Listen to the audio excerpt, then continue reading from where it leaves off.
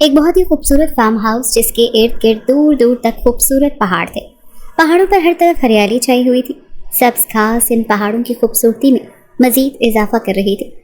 پہاڑوں کے درمیان ایک چھوٹا سا فارم ہاؤس تھا جسے دیکھ کر انسان مبہوت ہو جاتا تھا۔ اس فارم ہاؤس میں ایک خوبصورت دوشیزہ اور ایک دیو ہیکل کی قید میں پھڑ پڑا رہی تھی۔ چھوڑو مجھے جنگلی جاہل انسان، وہ غصے سے چلاتی ہوئی جھٹپٹائی تھی۔ اس کے ہاتھ پاؤں کرسی کے ساتھ بندھے ہوئے تھے اور وہ چیخیں مار مار کر اپنا آپ چھڑوانے کی کوشش کر رہی تھی۔ میری حسرت پوری کرنے پر ہی تمہیں رہائی ملے گی۔ سامنے کرسی پر بیٹھا شخص بہکی نگاہوں سے اسے دیکھتا ہوا مسکرا کر بولا تھا، میں تم جیسے جاہل گنوار دو کوڑی کے مرد پر تھوکنا بھی پسند نہیں کروں گی۔ کس کرنا تو بہت دور کی بات ہے، وہ نفرت اور حقارت سے بولی تھی۔ اس کی بات سن کر سامنے بیٹھے شخص کا دماغ گھوم گیا تھا۔ آنکھوں میں غصے کی لالی چھائی، چہرے کے تاثرات پل میں بکھر گئے تھے۔ وہ تیش سے کرسی سے اٹھا اور اس کا جبڑا دبوچ لیا۔ اتنی بکواس کرو جتنا مجھے برداشت کر سکو۔ وہ اتنی شدت سے دھاڑا کہ اس لڑکی کو اپنے کانوں کے پردے بھی پھٹتے ہوئے محسوس ہوئے تھے۔ اس نے بڑی بے رحمی سے اس کے جھک کر اس کے نچلے لب کو اپنے لبوں میں قید کر لیا تھا۔ وہ پھٹی پھٹی نگاہوں سے اپنے اوپر جھکے دیکھتی تڑپ رہی تھی۔ اس کی سانسوں کی ڈوری ٹوٹتی محسوس کر کے وہ اس سے الگ ہوا اور قہر بار نگاہوں سے اسے دیکھا تو اگر تم یوں ہی مجھ سے ضد لگانے بیٹھ گئی تو تمہارے وجود کو کاٹ کاٹ کر نیلا کر دوں گا۔ وہ اس کے نچلے لب کو بڑی بے درد سے انگوٹھے سے رگڑتا ہوا بولا تھا۔ وہ شدت سے روتی ہوئی اسے دیکھنے لگی تھی۔ وہ شخص اپنے لبوں پر انگلی پھیرتا واپس کرسی پر بیٹھ گیا تھا۔ کیا خیال ہے، میری بات مانو گی یا میں دوسرا طریقہ اپناؤں؟ وہ کاندھے سے کالر جھٹکتا ہوا کرسی کی پشت سے ٹیک لگا چکا تھا۔ میں تمہاری ایک گھٹیا خواہش کبھی پوری نہیں کروں گی۔ ایک بار مجھے یہاں سے نکلنے دو، تم پر تو میں کڈنیپنگ کا کیس کروں گی۔ وہ روتے ہوئے بے بسی سے چلائی تھی۔ تو مطلب تم میری بات نہیں مانو گے؟ وہ سر اس بات میں ہلاتا کرسی سے اٹھا تھا۔ وہ شخص کمرے میں بنی وارڈروب کی جانب بڑھا اور اسے کھول کر ایک سرخ رنگ کا بہت ہی خوبصورت باکس نکالا تھا۔ کرسی پر بندھی لڑکی روتی اسے دیکھ رہی تھی۔ وہ شخص واپس کرسی پر آ کر بیٹھا اور باکس کھولا تھا۔ اس کے اندر سے برآمد ہونے والی مخلوق کو دیکھ کر اس دوشیزہ کی آنکھیں پھیل گئی تھیں۔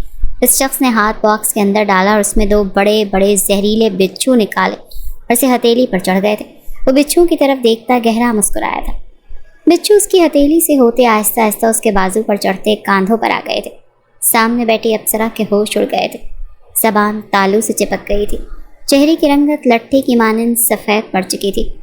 میرے بچے ہیں یہ، اس کو دیکھتا پیار سے بچھوؤں پر ہاتھ پھیرتا مسکرا کر بولا تھا۔ چلو بچوں، اپنی ہونے والی ماما کے پاس جاؤ، تھوڑا سا پیار اسے بھی دو۔ اس سے مسکراتے ہوئے دونوں بچھو پکڑے تھے۔ اس کی بات سن کر سامنے بیٹھی قاتل حسینہ کا دماغ معاف ہوا تھا۔ یہ کیا کر رہے ہو تم؟ وہ بے یقینی اور خوف سے پھٹی پھٹی نظروں کے ساتھ بچھوؤں کو دیکھتی بمشکل بول پائی تھی۔ مجھے تو پیار کرنے نہیں دے رہی، اب یہی تم سے پیار کریں گے۔ اس کی گردن کے بال پیچھے کرتا وہاں پر بچھو رکھ چکا تھا۔ وہ بے یقینی اور خوف سے تھر تھر کانپنے لگی تھی۔ ہٹاؤ ان کو۔ وہ اپنی گردن پر اس کا لمس محسوس کرتی خوف سے لرزتی ہوئی بولی تھی۔ نہ میری جان، یہ تمہارے فیوچر میں ہونے والے بچے ہیں، تو ان سے ڈرنے کے بجائے ان سے پیار کرو۔ اس کی آنکھوں میں خوف دیکھتا مسکراتے ہوئے بولا تھا۔ تمہاری جو ہر بات پر ضد کرنے کی عادت ہے نا، وہ اسی طرح سے توڑوں گا۔ اس کی آنکھیں سرخی مائل ہو رہی تھی۔ پلیز ان کو ہٹاؤ ورنہ یہ مجھے کاٹ لیں گے۔ وہ اپنی گردن سے نیچے کی طرف انہیں رینگتا محسوس کر کے روتی ہوئی خوف سے چلائی تھی۔ جب تک تم میری بات نہیں مانو گی، یہ تم پر اپنی محبتوں کی شدتیں نچھاور کرتے رہیں گے۔ وہ اٹل بھاری لہجے میں بولا تھا۔ میں تمہاری ہر بات مانوں گی، پلیز انہیں ہٹاؤ۔ وہ شدت گریہ سے روتی ہوئی گڑ گڑائی تھی۔ میں کیسے مان لوں کہ تم میری ہر بات مانو گی؟ وہ بڑی بے نیازی سے کاندھے اچکاتا ہوا بولا تھا۔ قسم لے لو، جو کہو کہ مانوں گی، بس ان کو مجھ سے دور کرو۔ وہ اس کی شرٹ کے اندر گھستے اس کی رعنائیوں پر رینگ رہے تھے۔ بچھوؤں کو اس کی رعنائیوں پر رینگتا محسوس کر کے اس نے بلند و بانگ قہقہا لگایا تھا۔ اف لڑکے، کتنی جلد باز ہو تم۔ وہ بیچارے ابھی تو تمہاری رعنائیوں کا ٹھیک سے دیدار بھی نہیں کر پائے اور تم ان کو خود سے دور کرنا چاہتی ہو۔ بہت ظالم ہو یار۔ وہ افسوس اور ناراضگی سے بولتا کرسی سے اٹھا۔ اور آگے ہو کر اس پر جھکتے اس کی شرٹ کے اندر ہاتھ ڈالا۔ اس کے ہاتھ کا لمس اپنے نازک وجود پر محسوس کر کے وہ پھٹی پھٹی آنکھوں سے اسے دیکھتی اپنی سانس تک روک گئی تھی۔ اس شخص نے اس کی آنکھوں میں دیکھتے ہوئے دائیں آنکھ ونک کی اور چھوٹے سے ہاتھ سے چھوٹی سی شرارت کرتے ہوئے باہر نکالے تھے۔ بچھوؤں کو خود سے دور کرتے ہوئے دیکھ وہ شدت سے رو پڑی تھی۔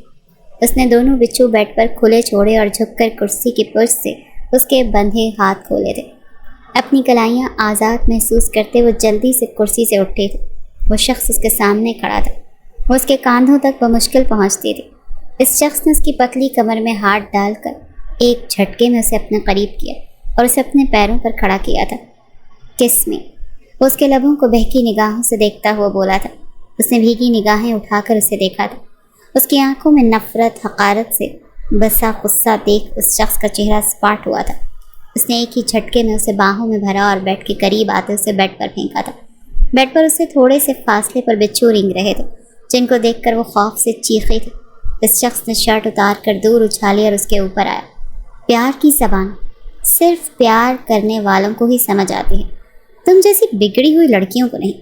وہ شاید غصے سے اس کے چہرے پر پھنکارا تھا۔ ایک بچھو آہستہ آہستہ رینگتا ہوا اس کی طرف آ رہا تھا۔ بچھو کو اپنے قریب آتا دیکھ کر وہ یکدم اپنی اور جھکے انسان کو کاندھوں سے پکڑ کر بیڈ کی دوسری جانب دھکا دیتی تیزی سے اس کے اوپر آئی اور ایک پل ضائع کیے بغیر اس پر جھکی تھی۔ وہ اس کے لبوں کا لمس محسوس کرتا گہرا مسکرایا۔ جسم تھر تھر کانپ رہا تھا۔ اس خوبرو نوجوان نے اس کی کمر پر دونوں ہاتھ لے جا کر نرمی سے اس کی پشت سہلائی تھی۔ اس کی سانسیں بے ترتیب ہوئیں تو وہ اوپر ہوتی گہرے گہرے سانس بھرنے لگی تھی۔ اس نے تیز تیز سانس لیتے بچھو کی طرف دیکھا۔ یہ کاٹ لے گا۔ وہ پھٹی نگاہوں سے بچھو کو دیکھتی چلائی تھی۔ جب تک تم مجھ پر فوکس کرو گی یہ تمہیں چھوئے گا بھی نہیں۔ اس کی ڈری سہمی آنکھوں میں دیکھا بہکی بھاری آواز میں بولا تھا۔ وہ بے بسی سے بچھو کو دیکھتی پھر سے اس کے عنابی لبوں پر شدتیں لٹانے لگی تھی۔ اس کی اڑی ہوائیاں دیکھ وہ شخص گہرا مسکرایا تھا۔ سہمی نگاہوں سے بچھو کو دیکھتی اس کے سینے میں سر چھپائے وہ پھوٹ پھوٹ کر رونے لگی تھی۔ اس شخص نے ایک نظر بچھو کو دیکھا اور مسکراتے ہوئے اسے لبوں سے فلائنگ کس کی۔ میری جان، صرف اتنا سا تو کام تھا، خواہ مخواہ میرا میٹر شارٹ کر رہی تھی۔ اس کے کان کی لو کو اپنے لبوں سے گیلا کرتا گمبھیر آواز میں بولا تھا۔ اور پھر فار گاڈ سیک ماما، جب میں نے ایک بار کہہ دیا کہ میں وہاں نہیں جاؤں گی تو پھر آپ بار بار ایک ہی بات کیوں کر رہی ہیں؟ امل آفندی شدید غصے سے اپنے بال مٹھیوں میں جکڑے چلائی تھی۔ امل، تم کیوں میری کوئی بات نہیں مانتی؟ یہ مت بھولو کہ اسی گاؤں میں تم پیدا ہوئی ہو۔ 11 سال کی تھیں تم جب ہم یہاں شفٹ ہوئے تھے۔ عائزہ بیگم نے اسے بازو سے پکڑ کر بے انتہا غصے میں کہا، تو کیا اب میں ساری زندگی اس بات کو لے کر ضائع کر دوں کہ میں اس گندگی میں پیدا ہوئی تھی اور اب مجھے پھر سے وہاں جا کر کسی گنوار مرد کے کھوٹے سے لٹکا دیا جائے گا؟ وہ انتہائی بدتمیزی سے پیش آ رہی تھی۔ کس بیوقوف نے کہا کہ تم سے کہ ہم وہاں جا کر تمہاری شادی کر دیں گے؟ عائزہ بیگم اپنا سر پیٹ کر رہ گئی تھی۔ تو کیا ایسا نہیں ہے؟ چلے مان لیتی ہوں کہ ایسی کوئی بات نہیں ہے، لیکن ماما یہ جو آپ کا ٹپیکل مائنڈ ہے نا، یہ ضرور ایسا کچھ کر گزرے گا، اسی لیے میں رسک نہیں لے سکتی۔ آپ کو جانا ہے تو شوق سے جائیں، مگر مجھ سے ایسی کوئی توقع نہ رکھیے گا۔ وہ حقارت بھرے لہجے میں کہتی سیڑھیاں پھلانگتی اپنے کمرے میں چلی گئی تھی۔ دیکھا آپ نے یہ کتنی بدتمیز اور خودسر ہو گئی ہے؟ عائزہ بیگم نے صوفے پر بیٹھے اپنے شوہر شوکت آفندی سے کہا تھا۔ وہ سر ہاتھوں میں گرائے خاموشی سے بیٹھے ہوئے تھے۔ اس سب کی وجہ وہ خود تھے۔ وہ دن بدن بگڑتی جا رہی تھی لیکن اسے روکنے والا کوئی نہیں تھا۔ رات کے 12:30 بج رہے تھے۔ فون کے مسلسل رنگ ہونے پر اس نے مشکل سے آنکھیں کھولیں اور بیڈ پر ادھر ادھر ہاتھ مارتے فون ڈھونڈا تھا۔ نیند میں ہی اس نے فون کان سے لگاتے ہوئے دوسری طرف موجود انسان کو مخاطب کیا تھا۔ تمہارے گھر کے گیٹ پر کھڑا ہوں، جلدی سے ریڈی ہو کر باہر آؤ، دوسری طرف سے کہا گیا تھا۔ عمل کی نیند تو بھگ سے اڑ گئی تھی۔ اس نے آنکھیں کھولیں اور کمبل دور اچھالتے ہوئے جلدی سے اٹھتی ونڈو کے قریب آئی۔ گیٹ کے باہر علی بائک پر بیٹھا ہوا تھا۔ اسے دیکھ کر عمل کے چہرے پر خوبصورت سی مسکان آئی تھی۔ اوپر دیکھو، وہ بالوں کو کاندھے پر پیچھے کی طرف جھٹکتی مسکرا کر بولی تھی۔ علی نے فون کان سے لگائے سر اٹھا کر اوپر دیکھا تھا۔ بس 5 منٹ دو، میں جلدی سے چینج کر کے آئی، عمل نے مسکراتے ہوئے کہا تھا۔ Okay, just 5 minute. اسے باور کرواتا کال کٹ کر چکا تھا۔ عمل نے بلیک کلر میں سلک کی ولگر نائٹی پہنی ہوئی تھی جس کا اگلا پچھلا گلا انتہائی ڈیپ تھا اور اس کی رعنائیاں پوری آب و تاب سے چمکتی سامنے والے کو پاگل کر رہی تھیں۔ اتنے دور ہونے کے باوجود بھی علی کی نظر اس کے گہرے گلے پر ہی تھی۔ عمل جلدی سے کپڑے لے کر واش روم میں گئی اور چینج کر کے فریش ہوتی باہر آئی تھی۔ اس نے ریڈ ٹاپ کے ساتھ بلو جینز پہنی تھی. بالوں کو برش کرتے کاندھوں پر کھلا چھوڑا اور پنک کلر کا لپ گلاس اٹھا کر لبوں پر لگایا تھا. وہ تیزی سے سیڑھیاں اترتی لاؤنج کے داخلی دروازے کی جانب بڑھ رہی تھی. کہاں جا رہی ہو؟ عائزہ بیگم کی روبدار آواز پورے لاؤنج میں گونجی تھی. امل نے رک کر گہرا سانس لیا اور مڑ کر انہیں دیکھا تھا. اب کیا آپ میرے باہر آنے جانے پر بھی پابندی لگائیں گی؟ اس نے تڑک کر سوال کیا تھا. تمہیں جہاں جانا ہے جاؤ، لیکن میری بات کان کھول کر سن لو. ہم کل صبح گاؤں جا رہے ہیں اور تمہیں بھی ہمارے ساتھ چلنا ہوگا. انہوں نے بات کو مزید بڑھانے کے بجائے سیدھا سیدھا کہا تھا. واٹ ایور، وہ بیزاری سے کہتی پلٹی اور تیزی سے وہاں سے نکل گئی تھی. عائزہ بیگم کو اپنی کی گئی پرورش پر دن بدن بہت افسوس ہوتا تھا. وہ افسوس سے سر نفی میں ہلاتی کمرے میں چلی گئی تھی. امل گیٹ سے باہر نکلی اور بھاگ کر بائک پر بیٹھے علی کے گلے سے لگ گئی تھی. علی نے بڑی بے باکی سے اس کی کمر پر ہاتھ پھیرتے ہوئے اسے خود میں بھیجا تھا. چلیں، امل نے اس سے الگ ہوتے ہوئے پوچھا تھا.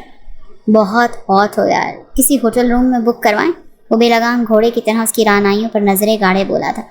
تھوڑا صبر کرو، صبر کا پھل بہت میٹھا ہوتا ہے. وہ بنا اس کی بات کا برا منائے بولی تھی اور اس کی وجہ یہ تھی کہ وہ دونوں اکثر اوقات ایسی بیہودہ باتیں کرتے رہتے تھے. اوف، لگتا ہے میں ایسے ہی پیاسا مر جاؤں گا، اس کی کمر پر انگلی ٹریس کرتا ہوا بولا تھا. امل نے مسکراتے ہوئے سر نفی میں ہلایا اور اپنی کمر سے اس کا ہاتھ ہٹا دی. بائک پر اس کے پیچھے دونوں طرف ٹانگیں پھیلائے بیٹھی تھی. ساتھ اس نے علی کی پیٹھ پر اپنے دونوں ہاتھ باندھ دیے تھے. اس کے بیٹھنے کی دیر تھی کہ علی زن سے بائک بھگا کر لے گیا تھا. وہ دونوں کلب آئے اور خوب انجوائے کیا تھا. ہر طرف حرام مشروب کی بدبو پھیلی ہوئی تھی. امل نے آج تک اس کام میں اپنی لمٹ کراس نہیں کی تھی. وہ دونوں کلب میں ایک طرف رکھے صوفے پر بیٹھے ہوئے تھے. کچھ لڑکیاں بہت بری حالت میں لڑکھڑاتی ادھر سے ادھر گر رہی تھیں اور کچھ حرام کاموں کو پورے شوق سے سر انجام دے رہی تھی.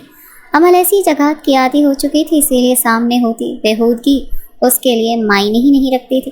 علی صوفے کی پشت پر بازو پھیلائے بیٹھا ہوا تھا اور امل اس کے ساتھ چپکی اس کے سینے پر سر رکھ کر بیٹھی ہوئی تھی. علی کو بتانے لگی کہ ماما چاہتی ہیں کہ میں ان کے ساتھ گاؤں چلوں. امل نے بہت آہستگی سے بتایا. واٹ؟ لیکن کیوں؟ اس کی بات سن کر علی شاکڈ ہوا تھا. بابا کے مڈل کلاس بھائی کی بیٹی کی شادی ہے اور انہوں نے بابا کو اسپیشلی مجھے اپنے ساتھ لانے کا کہا ہے. اس نے حقارت سے کہا تھا.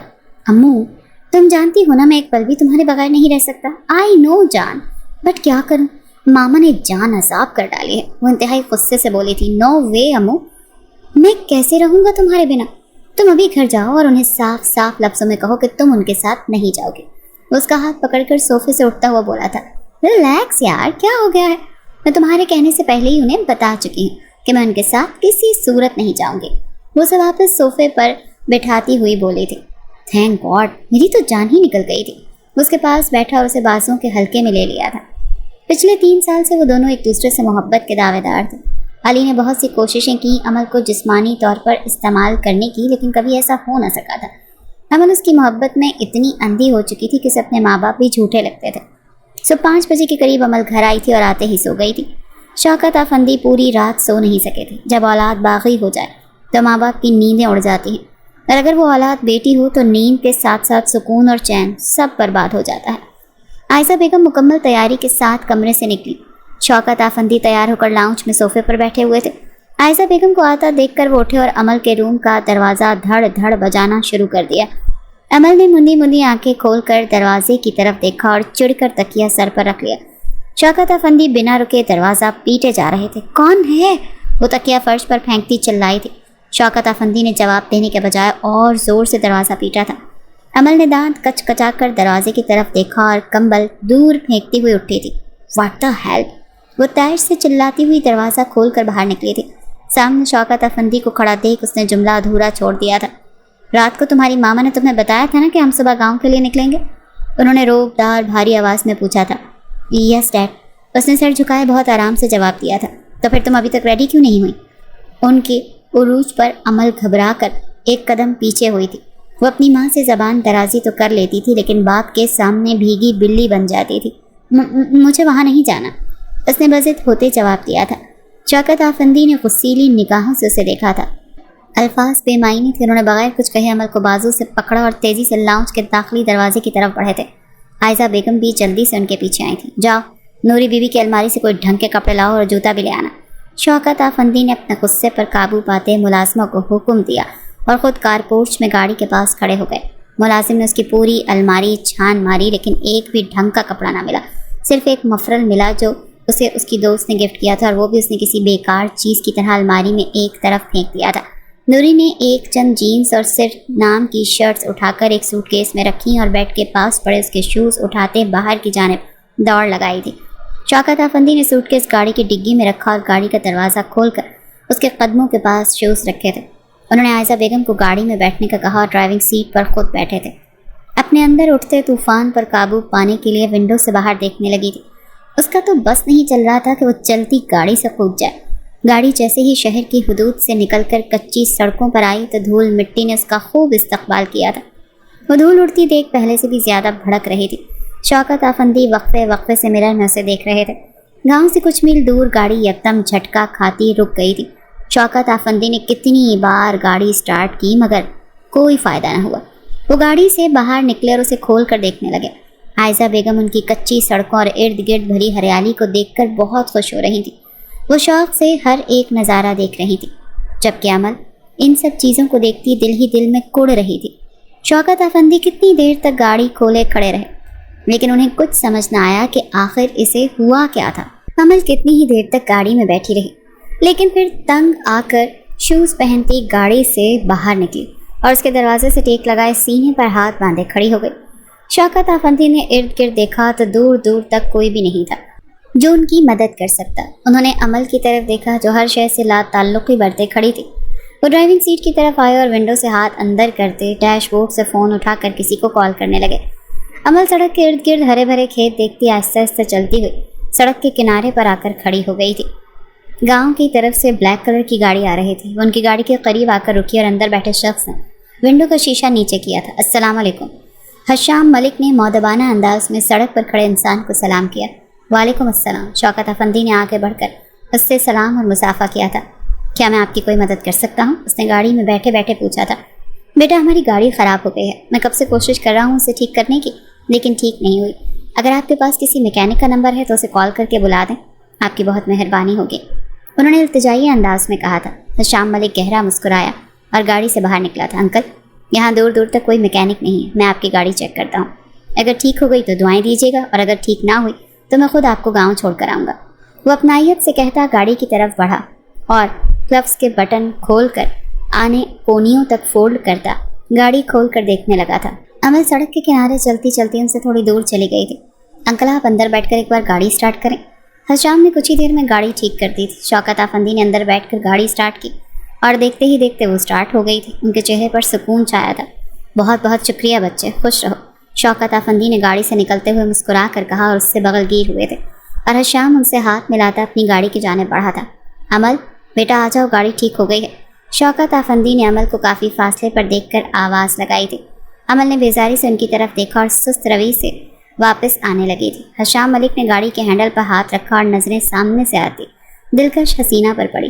وہ اپنی جگہ سٹل ہو گیا تھا، اس کی دنیا پل بھر میں رک سی گئی تھی۔ عمل تیکھی نظروں سے اسے دیکھتی آگے بڑھ رہی تھی، جبکہ حشام ملک نے پہلی بار کسی عورت کو یوں آنکھ بھر کر دیکھا تھا۔ حشام اس کی خوبصورتی میں کھو سا گیا تھا۔ بیٹا کرتے کیا؟ شوکت افندی نے سوال کیا۔ ابھی کچھ دن پہلے امریکہ سے اسٹڈی کمپلیٹ کر کے پاکستان آیا ہوں، اب آغا جان ضد کر رہے ہیں کہ کام میں ان کی جگہ سنبھالوں۔ اس نے مشکل سے عمل سے نظریں چرا کر جواب دیا تھا۔ ماشاء اللہ، اوپر سے بہت ہینڈسم بھی ہو، لڑکیوں کی تو لائن لگ جاتی ہوگی۔ عائزہ بیگم نے بچوں کی طرف اس کا گال کھینچا تھا۔ ہینڈسم ہونے کا کیا فائدہ ماما، رہنا تو انہوں نے پھر بھی گاؤں کا جاہل گنواری ہے، وہ کیا کہتے ہیں پڑھے لکھے جاہل۔ عمل اس کے حلیے پر چوٹ کرتی طنزیہ مسکرائی۔ اس کی بات سن کر شوکت افندی اور عائزہ بیگم حشام کے سامنے شرمندہ ہو گئے، جبکہ حشام کا چہرہ سپاٹ ہو گیا تھا، آنکھوں میں سنجیدگی چھا گئی تھی۔ وہ حقارت بھری نظروں سے اسے دیکھتی گاڑی کی طرف بڑھ گئی۔ آئی ایم سوری بیٹا، اس کی طرف سے میں معافی مانگتا ہوں، شوکت افندی نے شرمندہ ہوتے ہوئے کہا تھا۔ اٹس اوکے انکل، اللہ حافظ۔ وہ اتنا کہتا گاڑی کا دروازہ کھول کر اندر بیٹھا اور ایک سنجیدہ سپاٹ نظر عمل پر ڈالتے گاڑی سٹارٹ کی اور وہاں سے نکل گیا۔ شوکت افندی اور عائزہ کو عمل کی اس حرکت پر بہت غصہ آیا تھا۔ وہ دونوں گاڑی میں بیٹھتے ہی وہاں سے نکل گئے تھے۔ وہ لوگ گھر پہنچے، سبھی انہیں دیکھ کر بہت خوش ہوئے تھے۔ ہر کوئی ان سے دیوانہ وار مل رہا تھا، جبکہ عمل نہ کسی سے خود مل رہی تھی نہ کسی کو اپنے قریب آنے دے رہی تھی۔ عجیب سی وحشت ہو رہی تھی اسے یہاں پر۔ وہ ماما سے کہتی مشکل سے جان چھڑا کر ایک کمرے میں آئی۔ جو کمرہ کم اور کباڑ خانہ زیادہ لگ رہا تھا۔ عمل کا حلیہ اور اس کا ایٹیٹیوڈ دیکھ کر کوئی بھی اس سے اتنا گھل مل نہیں رہا تھا۔ اس نے بیڈ پر آئرن ہوتے کپڑے اٹھا کر نیچے فرش پر پٹخے اور درام سے منہ کے بل گری تھی۔ بیڈ کی چادر سے آتی عجیب سی اسمیل اس کے ناک سے ٹکرائی تو وہ جلدی سے سیدھی ہوئی۔ اگلے ہی پل وہ شدید غصے سے اٹھی اور کمرے سے باہر نکل گئی۔ ماما، مجھے سیپریٹ روم چاہیے، وہ انتہائی بدتمیزی سے مخاطب ہوئی تھی۔ عائشہ بیگم جو اپنی نندوں اور دیورانی کے پاس بیٹھی ہوئی تھی، انہوں نے گھور کر عمل کو دیکھا تھا۔ عمل ان کی آنکھوں کا مطلب سمجھتی تڑک کر واپس کمرے میں چلی گئی تھی۔ شام کو مہندی تھی اور پورے گھر میں 4 کمرے تھے جو مہمانوں سے بھرے پڑے تھے۔ ایسے میں اسے الگ کمرہ کہاں سے دیتے؟ وہ کمرے میں آئی، فرش پر پڑے کپڑوں کو زوردار ٹھوکر ماری اور بیڈ پر بیٹھ کر رونے لگی تھی۔ آپ ہی چائے پی لیں۔ کمرے میں اس کے چچا کی بیٹی چائے لے کر آئی تھی۔ میرے سر پر مارو اسے اور دفع ہو جائے یہاں سے، وہ دبی دبی آواز میں پھنکاری تھی۔ سدرا کا دل سہم گیا تھا، وہ تو تیزی سے وہاں سے نکل گئی تھی۔ عمل بیڈ پر پیچھے کی جانب سے لیٹتی روتے روتے سو گئی تھی۔ وہ گہری نیند میں تھی جب کمرے میں ہوتی کھسر پھسر کی آوازوں پر اس کی آنکھ کھلی تھی۔ پورا کمرہ لڑکیوں سے بھرا پڑا تھا جو ایک دوسرے کو تیار کر رہی تھی۔ سدرا ان سب کو عمل کا برا رویہ بتا چکی تھی، اسی لیے سب بھیگی بلیاں بنی ہوئی تھی، اور اس کی وجہ یہ تھی کہ عمل ایک امیر باپ کی بیٹی تھی۔ عمل نے کمرے میں لگے جھرمٹ کو اکٹھا دیکھا تو اکتا گئی اور اٹھ کر کمرے میں اپنا سوٹ کیس ڈھونڈا۔ ایک طرف کونے میں پڑا سوٹ کیس دیکھ وہ اٹھی اور اسے اٹھا کر بیڈ پر رکھتے کھولا۔ عمل نے بلیک سلیو لیس اوپن شرٹ اور بلو جینس اٹھائی اور کمرے میں بنے چھوٹے سے واش روم میں چلی گئی۔ واش روم کی حالت دیکھ کر اسے کراہیت آئی تھی۔ وہ بغیر شاور لیے چینج کر کے باہر آئی تو اس انگریزن کو دیکھ کر سب لڑکیوں کے منہ کھلے کے کھلے رہ گئے۔ وہ سب کو ایک سخت نگاہ سے دیکھتی سارے کپڑے واپس سوٹ کیس میں ٹھونس کر کمرے سے باہر نکل گئی تھی۔ اس کا موبائل گھر پر ہی رہ گیا تھا۔ اسے سمجھ نہیں آ رہا تھا کہ وہ علی سے رابطہ کیسے کرے۔ یہاں پر وہ کسی کو اتنا خاص جانتی نہیں تھی، اسی لیے سوچ میں پڑی ہوئی تھی۔ مہندی کے ساتھ ہی اس کی کزن کا نکاح تھا اور اس دوران وہ علی سے رابطہ کر کے یہاں سے نکلنے کا پلان بنا رہی تھی۔ وہ عائشہ بیگم کو ڈھونڈتی ہوئی ایک کمرے کے سامنے سے گزری، لیکن اندر سے آتی آوازوں نے اس کے قدم جکڑ لیے تھے۔ بھائی صاحب، میری عمل ہمیشہ سے آپ کی بیٹی تھی، آپ چاہیں تو آج ہی اس کا نکاح حسن سے کروا دیں، ہمیں کوئی اعتراض نہیں۔ شوکت آفندی نے بڑے مان سے اپنے بڑے بھائی کی بات کا بھرم رکھا، جس پر وہ خوشی سے پھول اٹھے تھے۔ عائشہ بیگم اور ان کی جیٹھانی بھی خوشی سے ایک دوسرے کے گلے لگی تھی۔ چلو پھر، نیک کام میں دیری کیسی، عائشہ کے ساتھ ساتھ عمل اور حسن کا نکاح بھی کر دیتے ہیں، انہوں نے خوش اخلاقی سے کہا تھا۔ عمل کو لگا کہ کسی نے اس کے وجود سے روح ہی کھینچ لی۔ وہ لڑکھڑا کر 2 قدم پیچھے ہوئی تھی۔ نو، اس نے سر نفی میں ہلاتے دیوار کا سہارا لیا۔ میں ابھی مٹھائی لے کر آتی ہوں۔ عمل کی تائی امی نصرت بیگم خوشی سے اٹھی۔ ان کو باہر آتا دیکھ عمل تیزی سے وہاں سے ہٹ گئی تھی۔ اس کی آنکھوں میں موٹے موٹے آنسو آ گئے تھے۔ اس کے ماں باپ نے اسے اتنا بڑا دھوکہ دیا، اسے یہاں لا کر ہمیشہ کے لیے قید کرنا چاہتے تھے۔ نو، وہ ایک طرف دیوار کے ساتھ لگ کر کھڑی تیزی سے اپنا چہرہ ہاتھ سے رگڑ کر صاف کرتی باہر کی جانب بڑھی تھی۔ کسی نے بھی اس پر توجہ نہیں دی تھی، سب اپنے اپنے کاموں میں مصروف ہو گئے تھے۔ وہ گھر سے نکلی اور کچی سڑک پر تیز تیز قدم اٹھانے لگی تھی۔ آنکھوں سے موتی نکل کر رخسار پر گر رہے تھے۔ اسے جس چیز کا ڈر تھا اس کے ماں باپ نے وہی کیا تھا۔ دماغ سن ہو چکا تھا، سوچنے سمجھنے کی صلاحیت ختم ہو گئی تھی۔ کچھ فاصلے پر ایک ڈیرا تھا اور ڈیرے کے دروازے پر 2 جرمن شیفرڈ کتے کھڑے تھے۔ جنجان شخص کو دیکھتے ہی بھونکنا شروع ہو گئے تھے۔ عمل چلتی ہوئی ان کے بہت قریب پہنچ گئی تھی۔ یکدم کتوں کے بھونکنے پر وہ ہڑ بڑا کر ہوش کی دنیا میں لوٹے تھے۔ کتے اسے دیکھ کر بھونکتے جا رہے تھے، ایک نے تو باقاعدہ زنجیر ہی توڑ دی تھی۔ عمل کے ہوش اڑ گئے تھے۔ کتے کو رہا ہوتے دیکھ وہ تیزی سے پیچھے کی طرف بھاگی تھی۔ کتا اس کے پیچھے لگ چکا تھا۔ عمل کا پاؤں پتھر پر آیا اور وہ منہ کے بل سڑک کے درمیان گرتی گھوم کر سڑک کے کنارے آئی اور ساتھ والے کھیت میں گر گئی۔ کتا اسی کی طرف آ رہا تھا۔ وہ اپنے زخموں کی پرواہ کیے بغیر اٹھی اور پانی سے بھرے کھیت میں بھاگنے لگی تھی۔ دور سے سڑک پر گاڑی آتی دیکھ وہ سڑک کی طرف بھاگی اور عین اسی وقت کتے نے اس کے اوپر چھلانگ لگائی تھی۔ آہ! عمل کی زوردار چیخ گونجی تھی۔ حشام نے سامنے کا منظر دیکھتے گاڑی کی سپیڈ بڑھائی اور پل بھر میں ان کے سر پر پہنچا تھا۔ وہ تیزی سے گاڑی کا دروازہ کھول کر باہر نکلا۔ جیک! حشام نے کتے کو آواز دی۔ کتا اپنے مالک کو دیکھا بغیر عمل کو نقصان پہنچائے دور ہو گیا تھا۔ عمل کتے کو خود سے دور جاتے دیکھ اٹھی اور بھاگ کر حشام کے سینے سے لگی تھی۔ ہیڈ لائٹس کی روشنی میں حشام اس نازک وجود کو اپنے ساتھ لپٹا دیکھ کر دنگ رہ گیا تھا۔ عمل تو زاروں قطار روئی جا رہی تھی، پہلے ہی بدن سے چپکے ہوئے تھے۔ اور اب تو بھیگ کر اس کے وجود کی اچھی خاصی نمائش کر رہے تھے۔ حشام نے نرمی سے اسے کاندھوں سے پکڑ کر خود سے الگ کیا اور گاڑی سے پانی کی بوتل نکال کر اسے دی، جو عمل غٹا غٹ پی گئی تھی۔ آپ ٹھیک ہیں؟ اس نے فکر مندی سے تھر تھر کانپتی حسینہ سے پوچھا تھا۔ عمل نے روتے ہوئے سر اسبات میں ہلایا تھا۔ میڈم، یہ شہر نہیں گاؤں ہے، اور آئندہ خیال رکھیے گا، اس نے سنجیدگی سے کہا تھا۔ اگر وہ وقت پر نہ آتا تو آج اس کا پالتو اس کی پہلی اور آخری محبت کا قیمہ بنا دیتا۔ عمل نے بھیگی نگاہیں اٹھا کر اسے دیکھا تھا۔ آپ مجھے شہر چھوڑ دیں گے؟ اس نے بمشکل پوچھا تھا۔ ایسا؟ حشام حیران ہوا تھا۔ جی، ابھی اسی وقت، وہ تیزی سے بولی تھی۔ آپ گاڑی میں بیٹھیں، ابھی میں آپ کو گاؤں ہی چھوڑ کر آؤں گا، لیکن کل صبح میں آپ کو ضرور شہر چھوڑ آؤں گا، اس نے اسے یقین دلاتے ہوئے کہا تھا۔ مجھے ابھی جانا ہے شہر، ورنہ میرے بابا اپنے جاہل بھتیجے سے میرا نکاح کر دیں گے، وہ اٹکتی نفرت سے بولی تھی۔ اس کی بات سن کر حشام کا پارا ہائی ہو گیا تھا۔ وہ اپنے نکاح سے بھاگ کر آئی تھی، یہ بات اس کے لیے خوش کن ثابت ہوئی تھی، لیکن وہ مرد اپنی عزت غیرت پر سودے نہیں کرتے تھے۔ حشام نے آگے بڑھ کر اسے کلائی سے جکڑا اور گاڑی کا دروازہ کھول کر اندر دھکا دیا۔ وہ خود دوسری طرف آ کر بیٹھا اور گاڑی سٹارٹ کی تھی۔ کہاں لے کر جا رہے ہو تم مجھے؟ وہ صدمے کی کیفیت میں چلائی تھی۔ حشام اندھا دھن گاڑی بھگاتے ہوئے جا رہا تھا اور عمل کا رو رو کر برا حال تھا۔ وہ کان بند کیے ڈرائیو کر رہا تھا۔ اسلام آباد میں بنے فارم ہاؤس پر وہ اسے لے کر آیا اور اسے گاڑی سے نکالتے گھسیٹ کر اندر لے گیا تھا۔ عمل روتی چلاتی اپنا آپ چھڑوانے کی کوشش کر رہی تھی۔ اس نے عمل کو ایک کمرے میں بند کیا اور اپنے دوست کو کال کر کے قاضی اور گواہان کو لانے کا کہا۔ کچھ دیر بعد وہاں پر سبھی موجود تھے۔ وہ کمرے میں آیا۔ عمل نے خون خوار نگاہوں سے اسے دیکھا۔ میری قاتل حسینہ، یہ رونا دھونا چھوڑو اور باہر آ، ہمارا نکاح ہے۔ اس کے آنسو صاف کرتا محبت سے بولا تھا۔ Shut up, just shut up. تم نے سوچ بھی کیسے لیا کہ میں تم جیسے جاہل انسان سے شادی کروں گی؟ وہ ہذیانی انداز میں چیخی تھی۔ زبان کو لگام دو، ورنہ بوٹی بوٹی کر کے اسی کتے کو ڈال دوں گا جس سے بچا کر لایا ہوں۔ وہ اسے بالوں سے جکڑ کر چلایا تھا۔ خوف کے مارے عمل کا سانس رک گیا تھا۔ تمہارے پاس دو آپشن ہیں، یا مجھ سے ابھی اسی وقت نکاح کرو یا واپس تایا کے بیٹے کے پاس چلی جا۔ خیر، ہونا تو تم نے میرا ہی ہے، کیونکہ پہلی نظر میں مجھے بھا جو چکی ہے، اس کی آنکھوں میں آنکھیں ڈال کر بولا تھا۔ عمل کے وجود پر لرزہ طاری ہوا تھا۔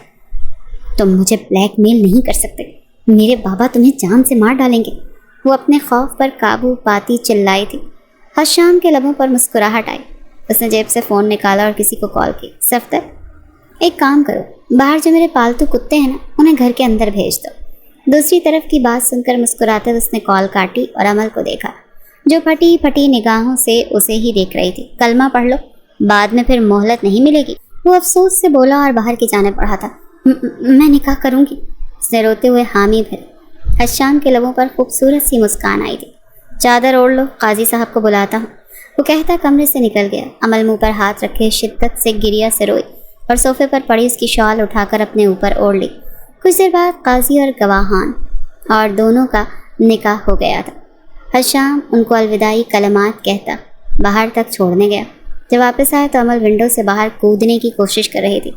اس نے ہائی اسپیڈ سے آگے بڑھ کر اسے بازو سے پکڑ کر پیچھے کی طرف کھینچا تو وہ سیدھی اس کے سینے پر گری اور دونوں پیچھے فرش پر جا کر گرے تھے۔ حشام کے وجود میں عجیب سا سپارک اٹھا تھا۔ وہ اس کے نکاح میں آ گئی تھی، یہ بات اس کے لیے ناقابل یقین تھی۔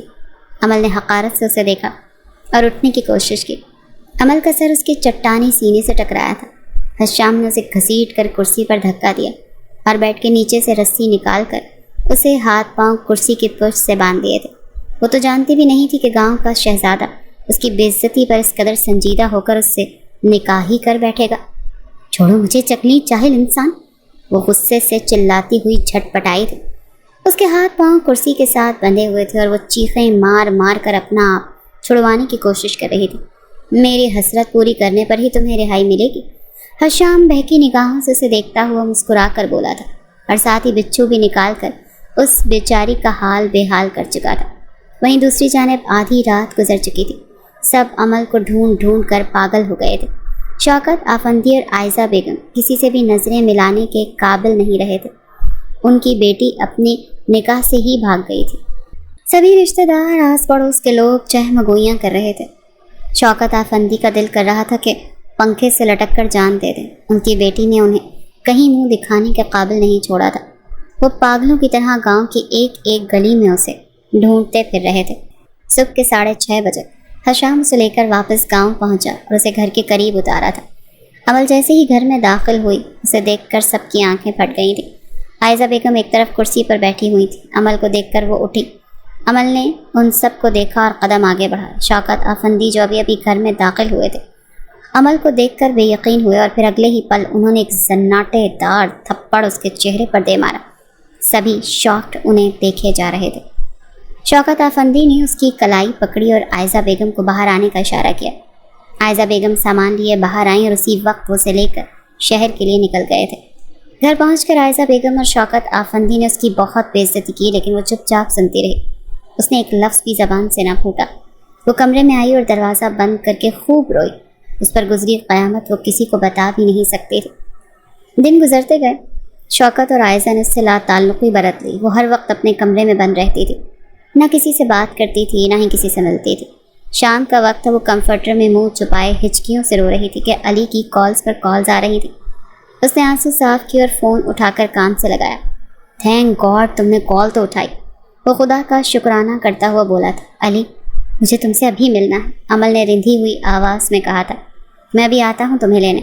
वो उससे बात करता बाइक की चाबी लेता तेज़ी से घर से निकला था। अमल ने फ़ोन रखा और उठकर शावर लेने चली गई। उसने सिंपल सी ढीली ढाली ग्रे ओपन शर्ट और साथ में ट्राउज़र पहना, बालों की पोनी बनाई और शूज़ पहनकर उसका इंतज़ार करने लगी। अली ने गेट पर रुककर हॉर्न बजाया और वो हॉर्न की आवाज़ सुनते ही कमरे से निकल गई। वो दोनों एक रेस्टोरेंट में आए और सबसे अलग थलग टेबल पर बैठ गए। अमल, क्या बात, परेशान हो? अली ने उसका हाथ अपने हाथों में लेते हुए पूछा था। मुझे जो तुम्हें कुछ बताना है अली, उसने झुके सर के साथ कहा। हाँ हाँ बताओ, मैं सुन रहा हूँ, अली ने अपनाइयत से कहा। अमल ने गहरा सांस लिया और आहिस्ता आहिस्ता एक एक बात उसे बता दी। अली तो शॉक्ड उसे देखे जा रहा था। तुमने उससे निकाह कर लिया था? उसने बेयकीन और सदमे की कैफियत में हैरानगी से पूछा था। अमल बिना कुछ कहे सर झुका गई थी और अगले ही पल वो चेहरा हाथों में छुपाए फूट फूट कर रोने लगी थी। अब रोने से क्या होगा अमल, जो करना था वो शख्स कर चुका। वो दांत कचकचा कर बोला था। मैं तुम्हारे बगैर नहीं रह सकती अली, प्लीज़ कुछ करो, मुझे उस इंसान के पास वापस नहीं जाना। वो उसके हाथ पकड़ती गिड़गिड़ाई थी। अच्छा अच्छा अब रो नहीं, मैं कुछ करता हूँ और ये मत समझना कि मैं तुम्हें छोड़ दूँगा। मोहब्बत हो तुम मेरी, तुम्हारे बगैर मेरी ज़िंदगी अधूरी है। उसके दोनों हाथ अपने लबों से लगाता मुस्कुरा कर बोला था। अली की बात अमल को बहुत हौसला मिल गया था। तुम बैठो, मैं तुम्हारे लिए कोल्ड ड्रिंक लेकर आता हूँ। वो उठ कर चला गया था। इतने दिनों बाद किसी से बात करके अमल को लग रहा था कि उसके दिल का बोझ हल्का हो गया है। कुछ देर बाद अली वापस आया तो उसके हाथ में 2 कोल्ड ड्रिंक्स थी। उसने एक अमल को दी और दूसरी खुद पीने लगा। अमल कोल्ड ड्रिंक ख़त्म की और मुस्कुराकर अली को देखा। इतने में उसे अजीब सा महसूस हुआ। ऐसा लग रहा था जैसे सर पर बहुत ज़्यादा बोझ पड़ गया हो। अली, अली मेरा सर। वो सर को दोनों हाथों में जकड़ती हुई बोली थी। अमल, क्या हुआ? अली जल्दी से उठकर उसके करीब हुआ था। मेरा सर बहुत भारी हो रहा है, प्लीज़ मुझे घर ड्रॉप कर दो, अमल ने बमुश्किल कहा और उसका हाथ थाम कर उठ खड़ी हुई। अली ने अपने दोस्त को इशारा किया। उसने गाड़ी की चाबी उसकी तरफ उछालते हुए एक आंख मारी और ज़ोरदार कहकहा लगाया था। वो उसे कांधों से थामे पार्किंग एरिया तक लेकर आया और गाड़ी की पिछली सीट पर लिटाने के से अंदाज में बिठा दिया था। अली ने गाड़ी स्टार्ट की और तेज़ी से वहाँ से निकल गया। रात का अंधेरा हर सू फैल चुका था। वो एक वीरान सड़क पर गाड़ी को लेकर आया था। उसने गाड़ी रोकी और बाहर निकलकर पिछला दरवाज़ा खोलते अमल को ज़ोर से सीट पर धक्का दिया था। अमल नीम बेहोशी की हालत में थी। उसके धक्का देने पर लड़खड़ा कर सीट पर दूसरी तरफ जा गिरी थी। तुमने मुझे इतना बेवकूफ़ समझ रखा है कि तुम मुझे बताओगी कि तुम्हारा निकाह हो गया है और तुम्हारे शौहर ने तुम्हारे साथ कुछ किया भी नहीं, और मैं मान लूँगा, उसने शैतानी मुस्कुराहट के साथ कहा था। अमल ने मुश्किल से आंखें खोलकर उसे देखा और पीछे होने की कोशिश की। अली ने उसकी टांग पकड़कर खींची और उसे लिटाया था। दूर रहो, वो खौफ से चिल्लाई थी। अभी पता चल जाएगा तुम्हारे शौहर ने तुम्हें छुआ है या तुम सिर्फ मेरे साथ शादी करने के लिए ड्रामे कर रही हो। वो शर्ट के बटन खोलता उसके ऊपर आया था।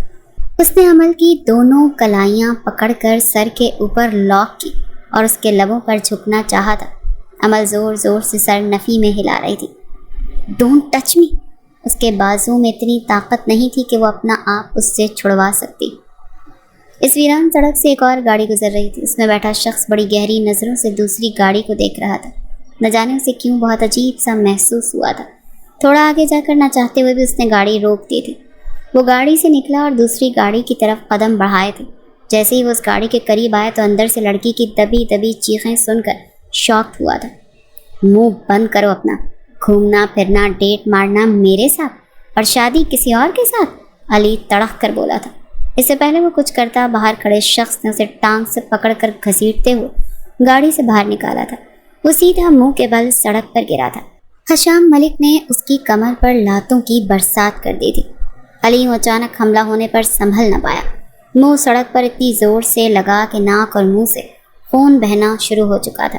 دماغ مکمل طور پر گھوم چکا تھا۔ حشام نے اسے بازو سے پکڑ کر سیدھا کیا اور پے در پے اس کے منہ پر پاؤں سے ٹھوکریں ماری تھی۔ وہ بلبلاتا وہ ہوش و حواس کھو چکا تھا۔ حشام نے اس کے سینے پر پوری قوت سے اپنا بھاری بوٹ مارے اور خود پر قابو پانے کے لیے اپنے بالوں میں ہاتھ پھیرا۔ اس کا تو بس نہیں چل رہا تھا کہ اس حیوان کو موت کے گھاٹ اتار دے۔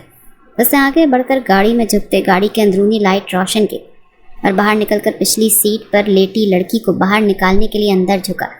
جیسے ہی اس کی نظریں اس لڑکی کے چہرے پر پڑی، حشام ملک کے سر پر تو ساتوں آسمان ٹوٹ کر گرے تھے۔ آنکھوں میں وحشت ٹپک آئی تھی۔ اسے یقین نہیں آ رہا تھا کہ سامنے جو لڑکی ہے وہ کوئی اور نہیں، اس کی بیوی، اس کی عزت ہے۔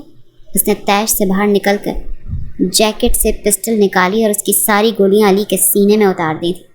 تڑ تڑ تڑ گولیوں کی آواز پر عمل سر دونوں ہاتھوں میں جکڑتی اٹھ کر بیٹھی تھی۔ حشام نے خون چھلکاتی نگاہوں سے اسے دیکھا اور ایک جھٹکے سے اسے باہر گھسیٹ کر باہوں میں اٹھاتے گاڑی کی طرف بڑھا تھا۔ وہ اسی لیے سیدھا اپنے گاؤں والی حویلی میں آیا تھا۔ گھر کی خواتین لاؤنج میں بیٹھی خوش گپیوں میں مصروف تھی جب حشام ملک اس حویلی کا وارث ایک پری کو باہوں میں اٹھائے اندر داخل ہوا تھا۔ جیسے جیسے خواتین کی نظر ان پر پڑی، سبھی صدمے کی کیفیت میں انہیں دیکھنے لگے۔ حشام ملک کا رعب اور دبدبا پوری حویلی کی عورتوں پر تھا۔ کوئی بھی عورت اس کے سامنے نہیں بولتی تھی۔ وہ ایک نظر سب کو دیکھتا عمل کو باہوں میں اٹھائے کمرے میں چلا گیا تھا۔ عمل اس کے گلے میں باہیں ڈالے، آنکھیں بند کیے، دھیما دھیما مسکرا رہی تھی۔ حشام نے اسے بیڈ پر لٹاتے کمبل دیا اور کمرے سے باہر نکل گیا۔ وہ لاؤنج میں آیا اور سب خواتین کو مخاطب کر کے کہا تھا، عمل میری بیوی ہے، میرے نکاح میں ہے۔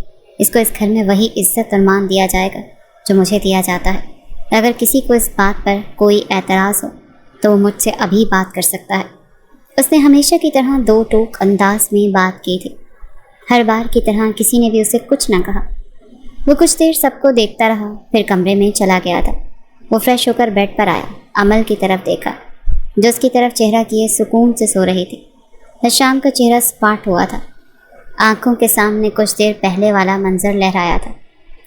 وہ اس کی طرف سے کروٹ بدلتا سونے کی کوشش کرنے لگا تھا۔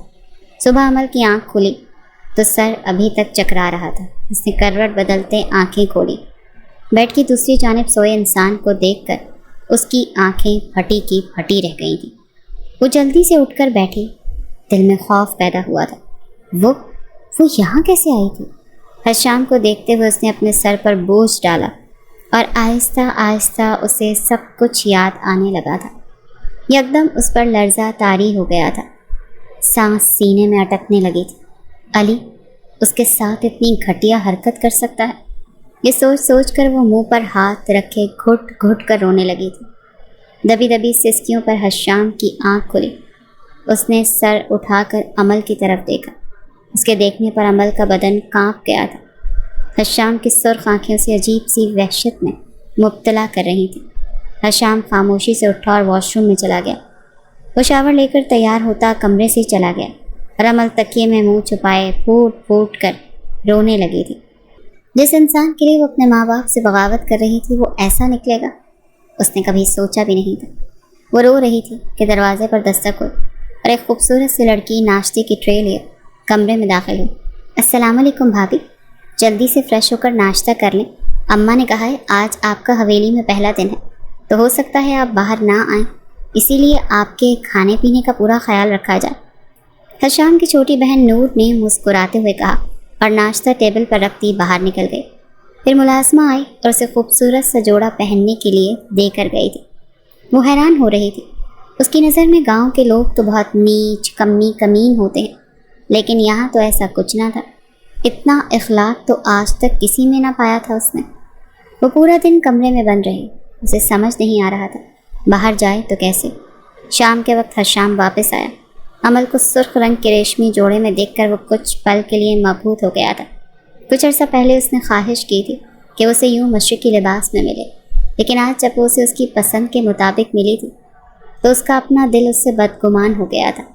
حشام سے نظر انداز کرتا کپڑے لے کر واش روم میں چلا گیا اور شاور لے کر باہر آیا۔ نور نے دروازے پر دستک دی اور کمرے میں داخل ہوئی۔ کھانا لگ گیا ہے، وہ مسکرا کر اتنا کہتی چلی گئی تھی۔ عمل فوراً اٹھ کھڑی ہوئی۔ حشام نے بالوں میں برش کرتے اسے دیکھا تھا۔ ہماری حیثیت کو لے کر جتنا زہر اگلنا ہو میرے سامنے اس چار دیواری میں اگل لینا۔ اگر میری ماں یا بہنوں کے سامنے کچھ بولا تو مجھ سے برا اور کوئی نہیں ہوگا۔ وہ اسے وارن کرتا کمرے سے نکلا۔ عمل اپنے آنسو پیتی اس کے پیچھے پیچھے نکلی تھی۔ حشام سب کو سلام کرتا کھانے کی میز پر بیٹھا اور عمل نے ہچکچاتے ہوئے سب کو سلام کیا۔ شام کے والد اور دادی نے اپنی اپنی جگہ سے اٹھ کر اس کا ماتھا چوما اور اس پر سے کچھ نوٹ وار کر ملازمہ کے حوالے کیے تھے۔ عمل کی آنکھوں سے نمی چھلک پڑی۔ حشام نے، بہن نور اور فضا نے اسے گلے سے لگایا اور کرسی پر بٹھایا۔ اس نے سب کے ساتھ مل کر کھانا کھایا اور اٹھ کر کمرے میں آ گئی۔ حشام کمرے میں آیا۔ عمل نے بہت کوشش کی اس سے بات کرنے کی، لیکن وہ اسے نظر انداز کرتا سو گیا تھا۔ عمل بنا آواز کے روتی اس کے پہلو میں لیٹی سو گئی تھی۔ حشام کی روٹین بن چکی تھی، وہ کمرے میں آتے ہی سو جاتا تھا اور عمل پوری رات رو کر گزارتی تھی۔ آج اس نے پورا ارادہ کر لیا تھا کہ وہ اس سے بات کر کے چھوڑے گی۔ حشام آیا تو وہ صوفے سے اٹھ کھڑی ہوئی۔ وہ الماری کی طرف بڑھا۔ مجھے آپ سے بات کرنی ہے، عمل نے جلدی سے کہا۔ تمہیں لگتا ہے کہ ہمیں بات کرنی چاہیے؟ حشام نے حیرت سے پوچھا۔ آپ جیسا سمجھ رہے ہیں ویسا کچھ بھی نہیں ہے، میری بات کا یقین کریں۔ اس کے سامنے آتی گڑ گڑائی تھی۔ جو دیکھ چکا ہوں اس کے بعد سوچنے سمجھنے کی صلاحیت ختم ہو گئی ہے۔ وہ تلخی سے بولا تھا۔ عمل اس کی بات سنتی پھوٹ پھوٹ کر روتی اس کے قدموں میں بیٹھ گئی تھی۔ پلیز ایک بار میری بات سنیں، بس ایک بار، وہ روتی ہوئی فریاد کرنے لگی تھی۔ حشام خاموش ہو گیا تھا۔ عمل اسے بتانے لگی کہ وہ گاؤں کے لوگوں سے کتنی نفرت کرتی تھی۔ ان سے جان چھڑوانے کے لیے اس نے علی سے محبت کی، لیکن علی ایک نیچ انسان نکلا۔ مجھے معاف کر دیں، بس ایک بار مجھ سے بات کر لیں ورنہ میں مر جاؤں گی۔ وہ شدت سے رو رہی تھی۔ اس کی ایک ایک بات حشام ملک کے دل پر لگی تھی۔ اس نے عمل کو کاندھوں سے پکڑ کر کھڑا کیا اور خود میں بھینچ لیا تھا۔ عمل اس سے لپٹی شدت سے رو رہی تھی۔ نور نے دروازے پر دستک دی تو دونوں تیزی سے ایک دوسرے سے الگ ہوئے تھے۔ حشام شاور لینے چلا گیا اور وہ بہت دنوں بعد کھل کر مسکراتی بیڈ پر بیٹھ گئی تھی۔ کھانا کھانے کے بعد وہ دونوں کمرے میں آئے۔ عمل بیڈ پر لیٹ گئی۔ حشام نے ایک دو فائلز چیک کی اور لائٹس آف کرتا اس کے قریب لیٹا تھا۔ اس نے عمل کی کمر میں ہاتھ ڈال کر اسے اپنے قریب کیا۔ دونوں کی سانسیں بے ترتیب ہوں۔ حشام اس کے اوپر سایہ فگن ہوا اور نرمی سے اس کے لبوں کو اپنے لبوں میں دباتا سک کرنے لگا تھا۔ اس کے لمس پر عمل کی جان نکل رہی تھی۔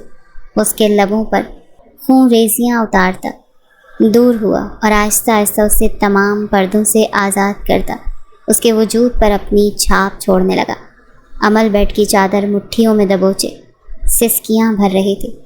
حشام ملک اس کی گہرائیوں میں اترتا اس کے نازک وجود پر شدتیں لٹانے لگا تھا۔ تکلیف کے باعث عمل کی ہلکی سی چیخ نکلی تھی، پھر آہستہ آہستہ وہ اس کے رنگ میں رنگتی پرسکون سی ہونے لگی تھی۔